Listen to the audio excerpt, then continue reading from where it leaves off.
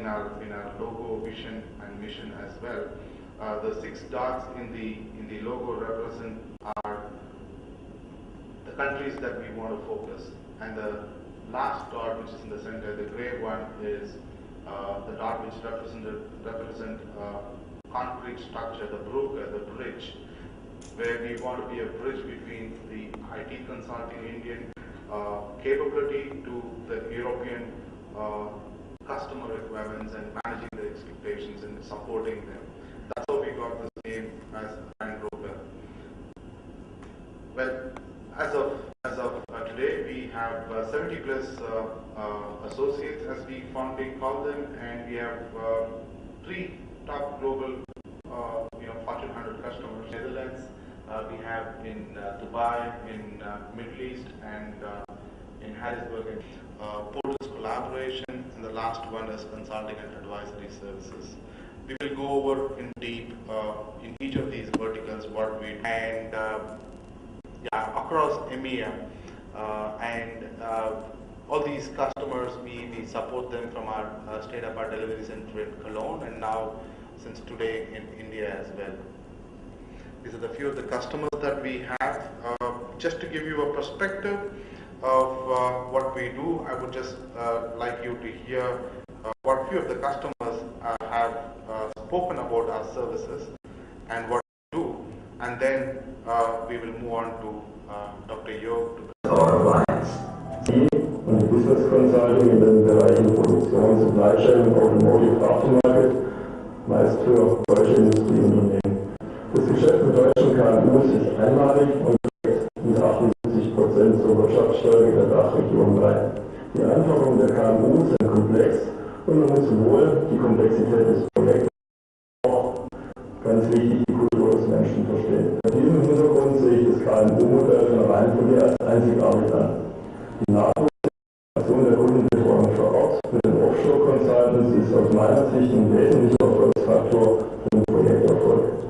Ich habe mit RheinBrücke im Beratungsbereich IT-Kostenoptimierung, IT-Intelligence und Projektmanagement in mehreren Projekten erfolgreich zusammengearbeitet, und ich glaube, dass RheinBrücke in diesem Modell wirklich einen sehr großen Mehrwert für den Kunden erzielt hat, und es hat mir immer Freude gemacht, mit RheinBrücke zusammenzuarbeiten. Vor diesem Hintergrund freue ich mich auf die weitere Zusammenarbeit mit RheinBrücke in der Umsetzung ihres KMU-Modells.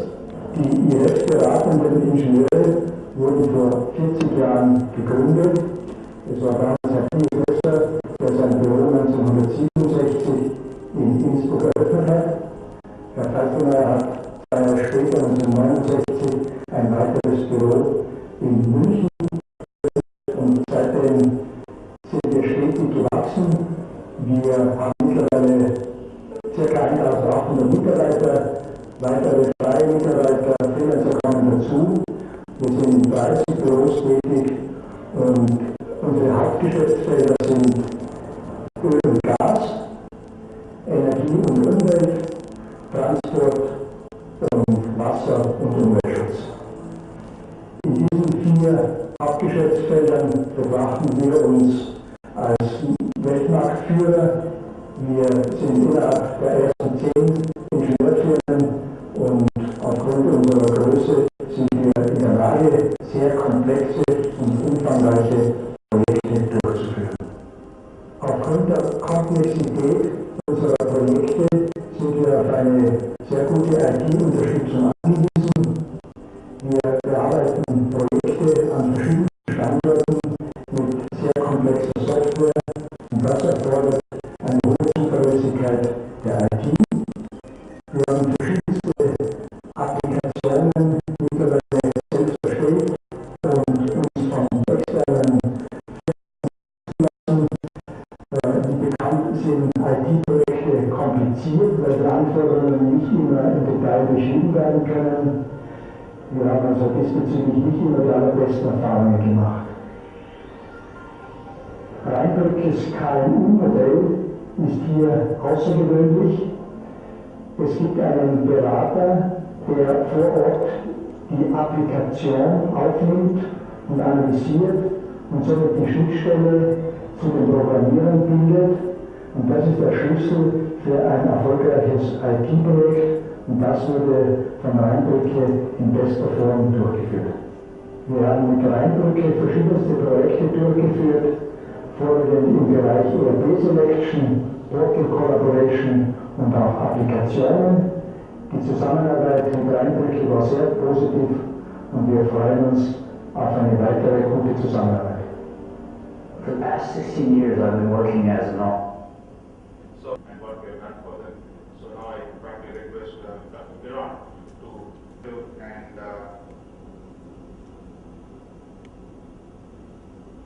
My name is Jörg Biron. I'm the managing director of one of these European consulting. We're doing consulting in the area of new business models for our customers, business processes, reorganization of the processes and the organizational structures, as well as performance measurement concepts. And that's it. At the end of our projects, we hand over, implement what we have developed in our concepts. And that is the problem, because in many of our projects in the past, the IT departments or IT consulting companies did not do what we have developed in our concepts. So we said we need a new business model to help the customers to integrate their business concepts with the IT technology. That IT technology and IT implementation supports the business processes in a very good manner, in the best manner possible. And especially for the small and medium-sized enterprises in Europe, we need a new business model. Because the small and medium enterprises, and here you see some of the main figures with regard to the European small and medium-sized enterprise importance, they face a lot of challenges in Europe. They were in the past very strong, they are today very strong, and this strength leads to challenge which is called global processes. They have to implement global processes. This is one side of the medal. On the other side of the medal, many of them are very old companies, and they have implemented their first ERP system maybe in the 80s, maybe in the 90s. And what do you think? They use these systems also today. So they have very old IT systems which are not supporting new business models, which are not supporting the flexible business processes of today. And in Europe, they go to the big IT consulting companies. But the big IT consulting companies do not understand the language of the small and medium-sized enterprises. They understand maybe the language of a Mercedes, BMW, or the big chemical companies, whatever, but not of a 500 employees company. And therefore, we need, therefore, a new business model. And the first integration path in this business model is to integrate knowledge about the business and knowledge about the IT technology. That you do not have to translate from business to IT, that you have an integrated approach to implement the right IT technology for the developed business processes. Okay, this is one of the challenges which we want to address with the RheinBrücke cooperation. The second one is, in Europe, we do not have the IT capabilities. We do not have motivated IT specialists, IT experts, IT consultants. And this is exactly what we need in Europe. Workforce, and on the other hand, here, that you have all these available in India. And this was dealing with the customers in Europe. And this is the integration path we want to go together with RheinBrücke, that we have a local project team working together with the small and medium-sized enterprises on site in Europe.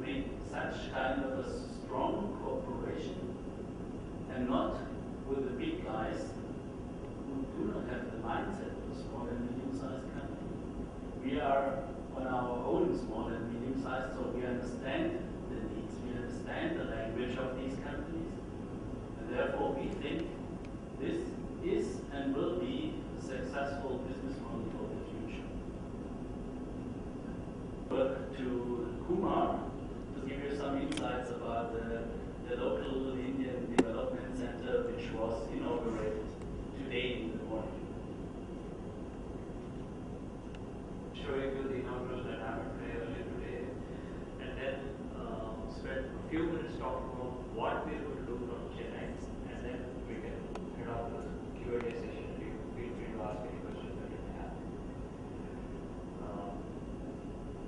So, in terms of the Chennai Development Center, as I mentioned to you earlier, the India Development Center of RheinBrücke is in Nicaragua, and we just did the inaugural earlier today.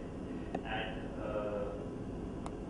I'll just show you some pictures just to give you a perspective. Of course, you on the right, and then we have the Honorable Consul from Germany, and then we have Mr. Keith, who is the Executive Vice President of Ecuador, and Mr. James, who is James Granter, who is the Vice President of Channel Business. Again, all the dignitaries just before launch. Inauguration of the India Development Center by Honorable Consul General of Germany. And we have the picture of the Indian IT delivery capabilities, and we find that Chennai has always lived up to the expectations that we have. And the India Development Center is going to focus on development and delivery of our service offerings. One of the focus areas is going to be enterprise solutions, which is essentially ERP. And within ERP, we are going to be focusing on SAP and Epicor. SAP, we all know it's like a general product. Epicor is very modern and fast emerging multi-billion-dollar ERP, which addresses mid-market solutions. So now this aligns very well with our strategic focus of this SME market. Our operations are just less than a year old. We already become Microsoft Silver partner, and we will consistently keep developing that depth rather than spreading. And this is again aligned with how the SMEs like to work. They want people who can provide the solution completely, and rather than being all over the place. Consulting and advisory services is closely aligned with how the conceptualization is done at Protima, and then the IT consulting in terms of IT excellence or IT development, project management, program management is done by us. Modernization of the legacy systems and new systems, what needs to be done, what needs to be done. And the last offering is IP and product development. Again, this is focused on a niche, which is there are companies who are developing IT products at a very high cost base. We can bring the competitive advantage, the flexibility as well as the time advantage. So your question is, out of these 3 verticals or 4 verticals that we are showing, you're asking which of those are going to be based on ADCs. Is that right? Primarily all the 4, but the more weightage will be for ERP, IT, and IP development will be based on here, and the consulting and advisory services will be based on IT services, because it's supposed to be a huge market, especially in India, for intellectual property. Yeah. In IT services, again, we are going to focus initially a lot on Microsoft platforms. No, IP. IP and product. Okay, sorry. Yeah, IP and product development services. You are absolutely right. It is emerging a huge area of growth. However, it is something which is highly specialized. So it is not something where you can ramp up overnight, because there needs to be a very deep understanding of what the product will be doing. There's a lot of visualization capability required in addition to technical capability, because the product is evolving. It is not a stable platform on which you are doing incremental development, and it needs a lot of creativity in addition to logical skills. And that is one of the reasons why we have focused on this. In continental Europe, again, Berlin is a big center for developing IP and products. And there are a lot of major startups there.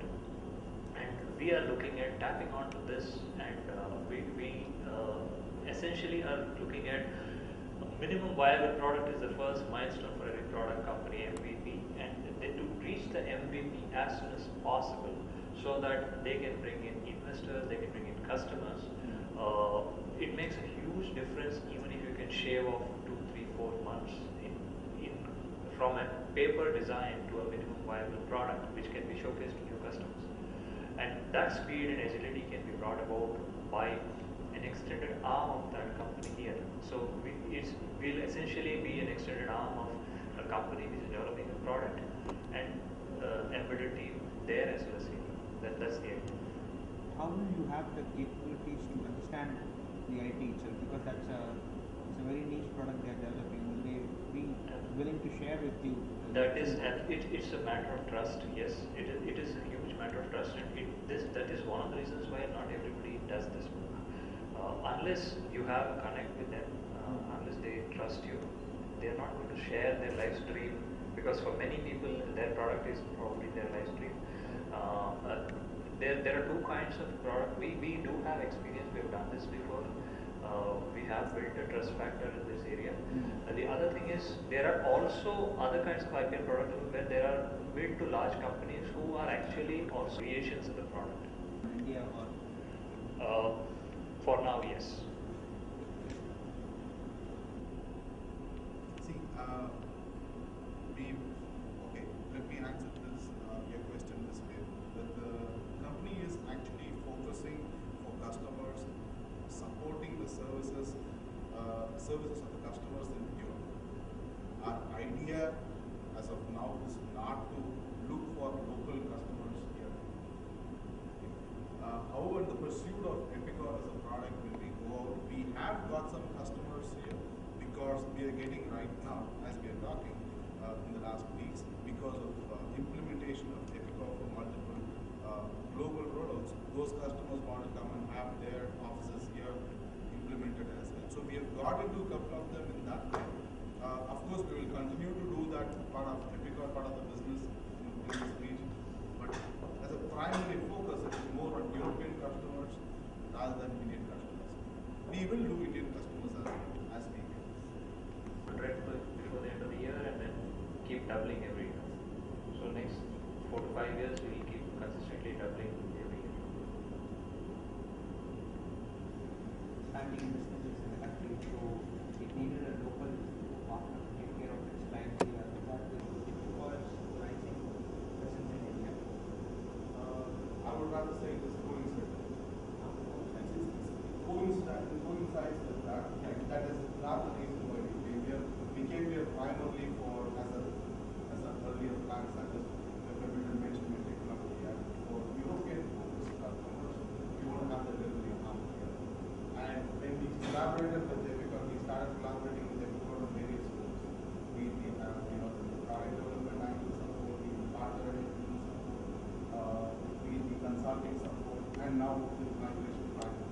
So it also coincides with that, and again, we are supporting Epicor in India as a region, which also coincides with our global focus and footprint, which has close to thousands of user base across EMEA, Europe, Middle East, Africa, and India.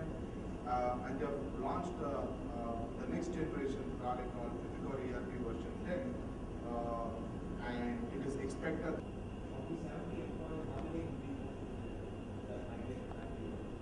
Migration factory, we are starting it and it will ramp up. Right now, we expect that by the end of the year. If you face anything, it's an easy task to enter into it. Kumar is better fit to answer that question.